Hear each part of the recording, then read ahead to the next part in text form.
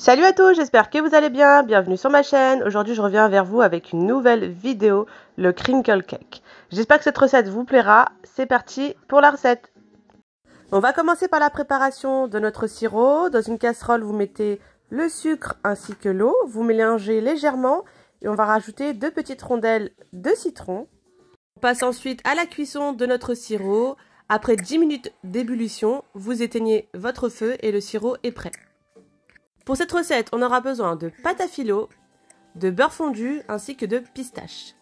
Alors, on va commencer par prendre 2 feuilles de pâte à filo. Vous allez légèrement badigeonner avec un peu de beurre fondu. Ensuite, vous parsemez un peu de pistache, un peu partout. Et là, on va passer au pliage de notre pâte à filo. Vous prenez 2 feuilles de pâte à filo et vous le pliez comme un éventail tout le long de la pâte à filo.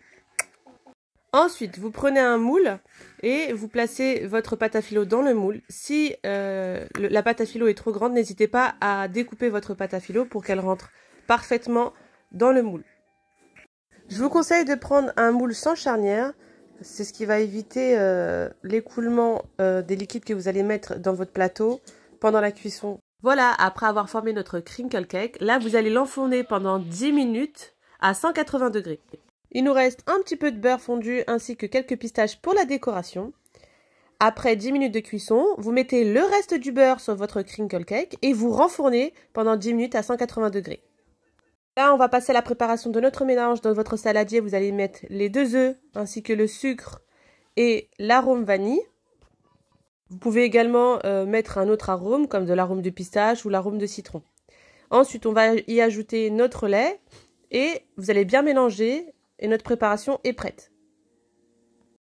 Après 10 minutes de cuisson, notre crinkle cake est super bien doré.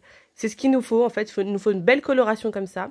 Et là, par-dessus, vous allez ajouter toute la préparation sur le dessus. Et on va réenfourner pendant 30 à 40 minutes à 180 degrés. C'est pour ça qu'il est important de prendre un moule sans charnière. Ou sinon, si vous avez qu'un moule avec charnière, vous mettez du papier cuisson en dessous.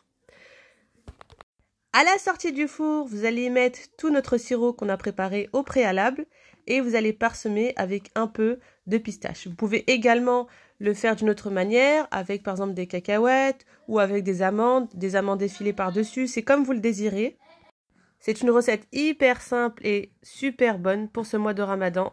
J'espère qu'elle vous plaira, donc n'hésitez pas à la tester et à me dire en commentaire ce que vous en avez pensé. N'oubliez pas surtout de vous abonner pour me donner encore plus de courage, pour vous donner encore plus de contenu, de partager, de liker. Et je vous dis à la prochaine pour de nouvelles recettes.